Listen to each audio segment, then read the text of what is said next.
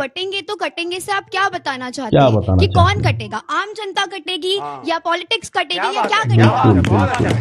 अंग्रेज आए, सभी तो ये कहा करते थे कि बांटो और राज करो, डिवाइड एंड रूल।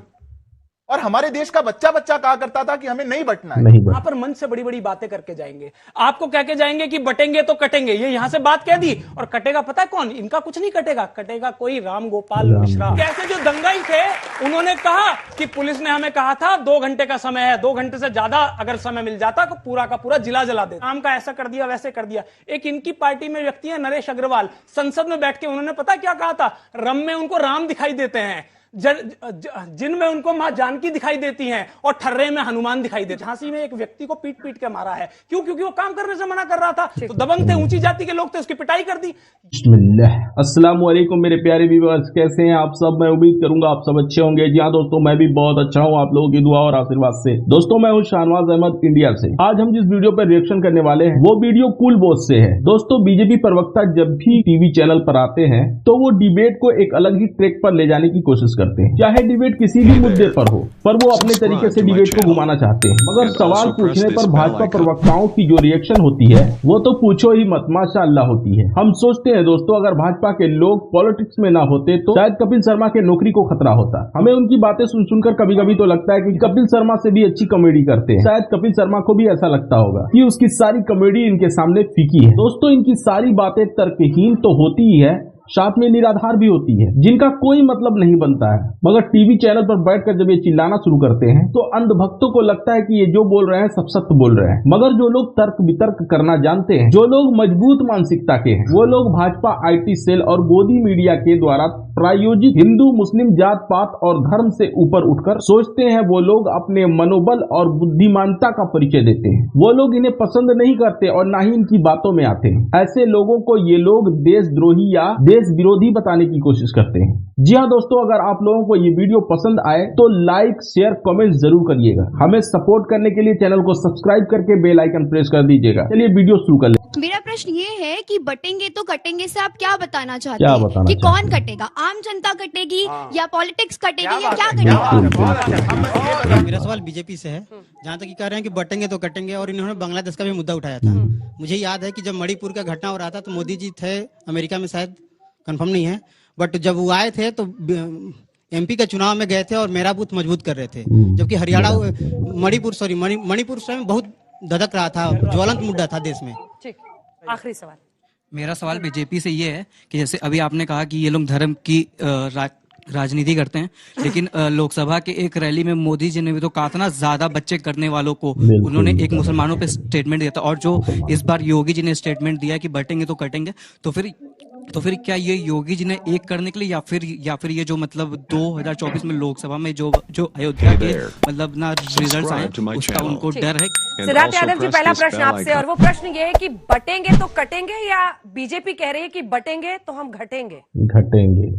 देखिए अंजना जी, ये जो लाइन है बटेंगे तो कटेंगे, इस लाइन में गलत क्या है ये समझ नहीं आता। गलत कहना क्या चाह रहे हैं भाई आप? हमारे देश में आज तक जितने लोग आक्रांता आए, जितने लोगों ने हम पर राज किया, हुकूमत करी, अंग्रेज आए, सभी तो ये कहा करते थे कि बांटो और राज करो, डिवाइड एंड रूल। और हमारे देश का बच्चा बच्चा कहा करता था कि हमें नहीं बंटना है, क्योंकि बटेंगे तो ये आक्रांता आएंगे और हम पर राज करते रहेंगे। अच्छा। अगर ये बात आज कही जा रही है तो इसमें गलत क्या है? अच्छा, एक रहेंगे तो नेक रहेंगे, नहीं बांटना है जाति में। ये लोग जाति में बांट के इस देश को विभाजित करना चाहते हैं। और 2024 के पहले तो हिंदुओं की जाति पूछने की कांग्रेस को नहीं सूझी थी। अगर ये वोट के लिए नहीं है तो फिर क्यों है? क्योंकि आपको भी समझ में आ गया है कि हमें हिंदुओं का वोट चाहिए, हमें उसमें अगर जाति के आधार पर वोट मिलेगा तो हमारे लिए आसान होगा जीतना। रुको जरा, सबर करो। देखिए, इसमें धर्म और जाति की बात ही नहीं है। आपको याद होगा 2014 से पहले स्कूलों में, कॉलेजों में कविताएं गाई जाती थी कि हिंद देश के निवासी सभी जन एक हैं, रंग रूप वेशभाषा चाहे अनेक है।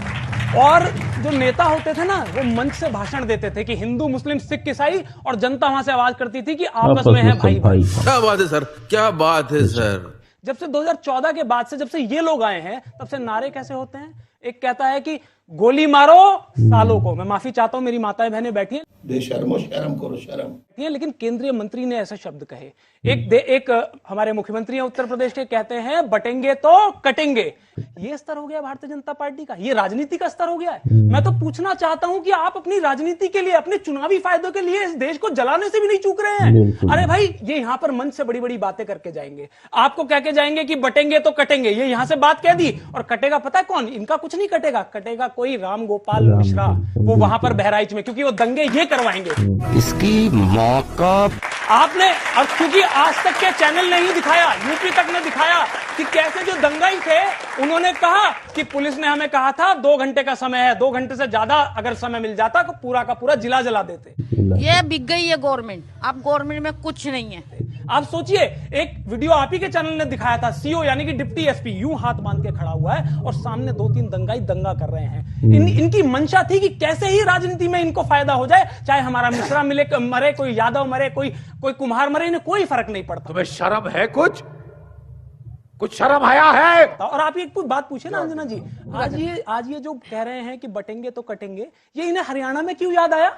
हरियाणा में चुनाव था इसलिए, यूपी में उपचुनाव है इसलिए यूपी में याद आया, महाराष्ट्र में क्यों याद आ रहा है? क्योंकि वहां पर चुनाव है। असम के मुख्यमंत्री कह रहे थे झारखंड के प्रभारी है, वहां पर भी चुनाव है। मतलब इनको सिर्फ आपको तब तक एक रखना है जब तक आप इनको जिताते रहेंगे। समझ रहे हो आप?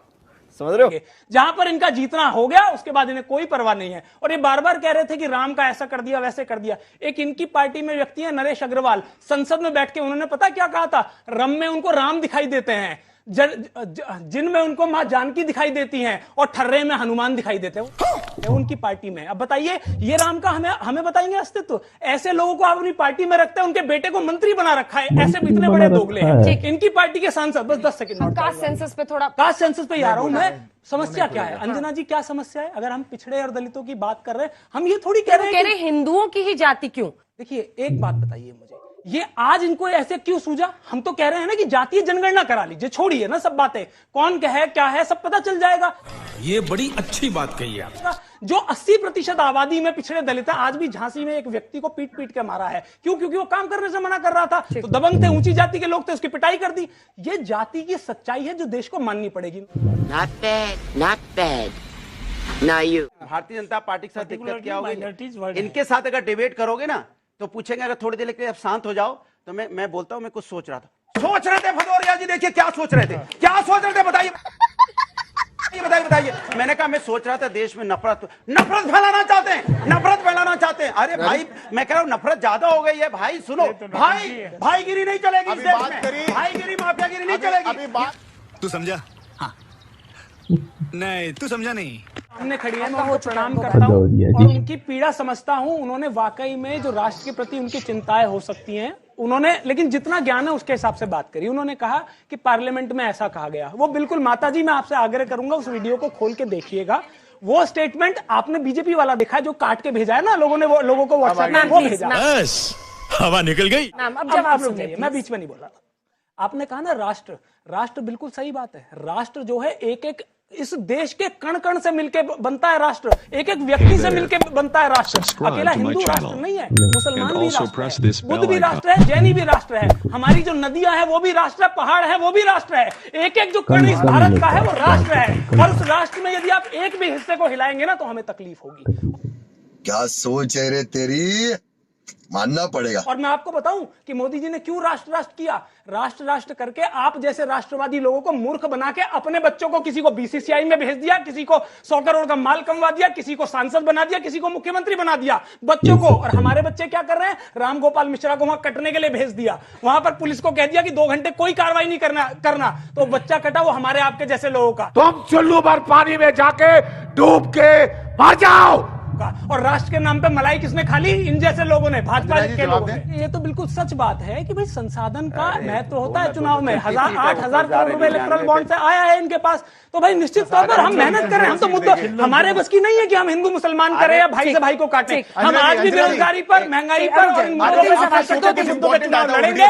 जनता चाहे हमें जिताए या हराए, हमारे मुद्दे यही होंगे। ये हुई ना बात कि मैं तो इतनी बात कह रहा हूँ कि ये नारा आया ही क्यों कि भाई बटेंगे तो कटेंगे। इसकी जगह ऐसा आ जाता कि दो लाइन पढ़ेंगे तो बढ़ेंगे, ये आ जाता तो कितना अच्छा लगता भाई। जल्दी से इस देश की आजादी में एक 10 सेकंड नहीं, अब टाइम नहीं है सर। हिंदू खतरे में कैसे अरे आ गया भाई जब बोलो। भाजपा की सरकार 10 साल में केंद्र में भी है, दूसरी बार 10 साल से यूपी में भी है, इसका मतलब आपकी सरकार इतनी कमजोर है। सही पकड़े हैं। अनुराग, हमें अच्छी तरह याद है, इस देश की आजादी में हिंदू, मुस्लिम, सिख, ईसाई सब ने मिलकर देश को आजाद कराया था। इस देश पे सबका उतना ही अधिकार है, सभी का देश पे बराबरी का अधिकार है। भारतीय जनता पार्टी सिर्फ और सिर्फ हमें आपको बांट के सत्ता पाना चाहती है। देख रहा है विनोद। देखिए, बटने कटने की बात करने वाले रोएंगे और पढ़ने लिखने की बात करने वाले हंसेंगे, इसी की लड़ाई। दोस्तों, भाजपा प्रवक्ता सिद्धार्थ यादव से उस लड़की ने जो सवाल किया कि बटेंगे तो कटेंगे से क्या मतलब है, क्या कहना चाहते हैं आप। दोस्तों, सवाल तो बहुत ही अच्छा और बहुत ही उम्दा था। सिद्धार्थ यादव ने जो जवाब दिया उसे सुनकर आप लोग भी हंस पड़े होंगे। सिद्धार्थ यादव को लग रहा है कि आज भी लोग उसी दौर में जी रहे हैं। तो मैं सिद्धार्थ यादव जी से कहना चाहूंगा, सिद्धार्थ यादव जी, वो जमाना 1747 था और आज 2024। सर, माना कि कुछ लोग हैं हमारे देश में जिसके लिए आप लोगों की हर बात पत्थर की लकीर होती होगी, मगर हर किसी के लिए नहीं। लोगों को अच्छे से समझ में आ रहा है कि किसे एक होने के लिए कहा जा रहा है और किसे काटने की बात हो रही है। ये जवाब बिल्कुल ही शर्मनाक है। कांग्रेस प्रवक्ता अनिल यादव ने जो कविता की बात की, 2014 से पहले तो बहुत कुछ अलग हुआ करता था। मेरे भाई, राजनीति का स्तर ही नहीं, पिछले कुछ सालों में इंसानियत का स्तर भी बहुत नीचे गिर चुका है। जैसा कि इस वीडियो में आप लोगों ने सुना कि हर इलेक्शन से पहले एक नए नारे का जन्म होता है, जो नारा विवादित और सौहार्द को बिगाड़ने वाला होता है, और इसी तरह का कोई नेता खड़ा होकर स्टूडियो में उस नारे का और उस नारा के जन्मदाता का पैरवी करना शुरू कर देता है। बहुत ही अच्छी बात कही है कि इस तरह की भड़का और ध्रुवीकरण को बढ़ावा ये देंगे, बटोगे तो कटोगे ये बोलेंगे, कटेगा कोई गरीब राम गोपाल मिश्रा। इनका कुछ नहीं कटने वाला, बात बिल्कुल परफेक्ट है। जब दो लोग लड़ते हैं तो दोनों लोगों का ही नुकसान होता है। आग लगाने वाला आग लगाता है और रोटी सेकता है और चल देता है। ये बात उन्होंने कही कि जहां इलेक्शन होता है वहीं इन्हें ये याद आता है कि बटोगे तो कटोगे। जहां इनका जीतना हो गया वहां ये सब बंद हो जाता है, सब खत्म हो जाता है, फिर इन्हें कोई जरूरत नहीं पड़ती। लोग बट रहे हैं या कट रहे हैं, आप मानो या ना मानो, मैं इस बात से 100% एग्री करता हूं। अनिल यादव ने एक और बात कही कि झांसी में एक गरीब को पीट पीट कर मार दिया गया क्योंकि वो काम करने से मना कर रहा था, वो छोटी जाति से था। यह हकीकत सिर्फ झांसी में नहीं दोस्तों, पूरे देश में देखा जाता है। अंजना जी ने जो सवाल किया कि जाति सिर्फ हिंदुओं में क्यों, अंजना जी इसका जवाब मैं देना चाहूंगा। अगर मेरी वीडियो आप तक पहुंचती है तो जरा निष्पक्ष होकर आप सोच कर देखिए, ये जो काले कारनामे आपको यहाँ देखने को मिलता है वो किसी और में भी आपको मिलता है। तो अंजना जी, आपको जवाब मिलेगा नहीं, यही सच्चाई है। ये अब मैं आप दर्शकों से पूछना चाहूंगा कि नरेश अग्रवाल की जो बात अनिल जी ने कही, क्या सच में उन्हें रम में राम, जिन में जानकी और ठर्रे में हनुमान जी नजर आते हैं? क्या ये आप लोगों को भी दिखते हैं? आस्था की बात करते हैं ये लोग, आस्था की मजाक उड़ाते हैं तो गोदी मीडिया हो या IT सेल इन बातों को पूरी तरह से दबा देते हैं। और ऐसे व्यक्ति के बेटे को भाजपा के अंदर मंत्री बनाकर बैठाया गया। क्या ये हिंदुओं के लिए शर्म की बात नहीं है? और अनिल यादव की ये बात मुझे बहुत पसंद आई, राष्ट्र सिर्फ हिंदुओं से नहीं बल्कि इस देश के समस्त लोगों से है, इस देश के कण कण से राष्ट्र है। दोस्तों, ये वीडियो आप लोग कैसी लगी? पसंद आई हो तो लाइक करें, शेयर करें, कमेंट में अपनी प्यारी सी राय जरूर दें। हमें सपोर्ट करने के लिए चैनल को सब्सक्राइब करके बेल आइकन प्रेस कर दें। चलिए यार, वीडियो फिर मिलेंगे इसी तरह की बेहतरीन सी वीडियो के साथ। तब तक आप अपना ढेर सारा ख्याल रखें। अल्लाह हाफिज।